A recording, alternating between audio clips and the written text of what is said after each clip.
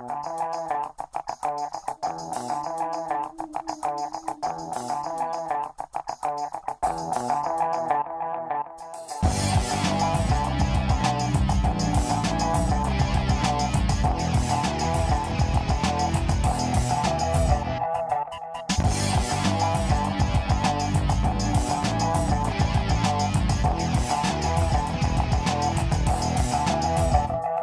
Mania et la Terrazza Martini sont ravis de vous accueillir pour la 64e édition du Festival de Cannes. Dans le cadre du partenariat qui unit la Terrazza Martini et VOD Mania, les festivaliers auront le plaisir de retrouver chaque soir une sélection des meilleurs courts-métrages qui viendront rythmer les sunsets de la Terrazza Martini de 18h30 à 21h. Bienvenue à tous. Bonjour. Bonjour. Un café? Café. J'ai pour habitude d'offrir un petit café à la première personne qui passe ma porte. Si vous insistez.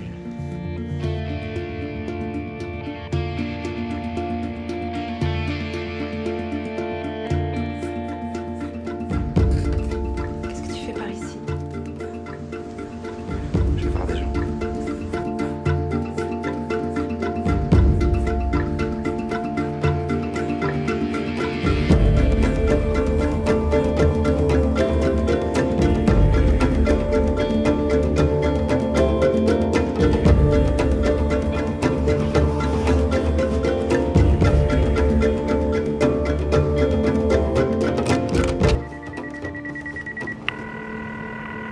Allô?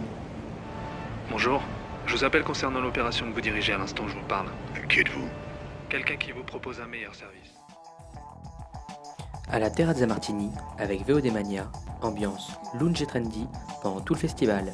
L'occasion pour les professionnels du 7e art de se retrouver autour d'un cocktail et d'une sélection de chefs-d'œuvre du format court.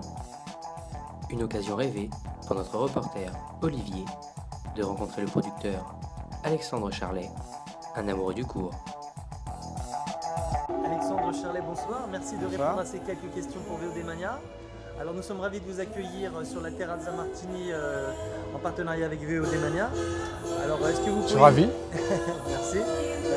Voilà, est-ce que vous pourriez nous donner votre avis sur le monde du court-métrage, vos expériences dans le court-métrage, les films que vous avez produits récemment?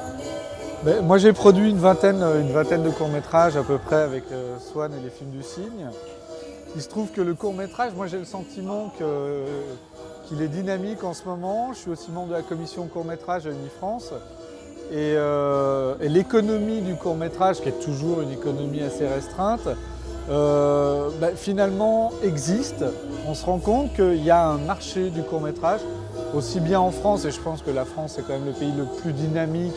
Les chaînes françaises sont celles qui achètent le plus de films à des tarifs les plus honorables. Mais il y a pas mal d'autres pays, comme le Venezuela dernièrement, qui achètent réellement du court-métrage. Donc il y a... Court-métrage plutôt français, donc... En tout cas, moi, je sais qu'ils achètent du court-métrage français. J'ose espérer, même si évidemment j'aimerais qu'ils achètent plus de films français. J'ai le sentiment j'espère qu'ils n'achètent pas que français. Mais en tout cas, voilà, c'est qu'à l'international, on se rend compte, au sein d'Unifrance, avec les différentes études, on se rend compte qu'il y a un marché, que c'est commercialement, c'est de plus en plus dynamique. Maintenant, l'économie pour fabriquer un film est toujours assez difficile. Évidemment, la VOD Mania en premier lieu en France, la VOD a un vrai potentiel de diffusion aussi. Un vecteur qui peut bien sûr prometteur grâce au numérique. Donc les gens voient des courts-métrages. Ça arrive toujours de faire des soirées de courts-métrages dans des ciné-clubs ou des choses comme ça. Les gens disent « Ah mais on n'en voit pas assez, où est-ce qu'on peut voir des courts-métrages ?» Maintenant avec Internet et les plateformes de VOD, je pense que les gens, si vraiment veulent voir du court-métrage, ils peuvent. Voilà. Et il y a des vrais bons films.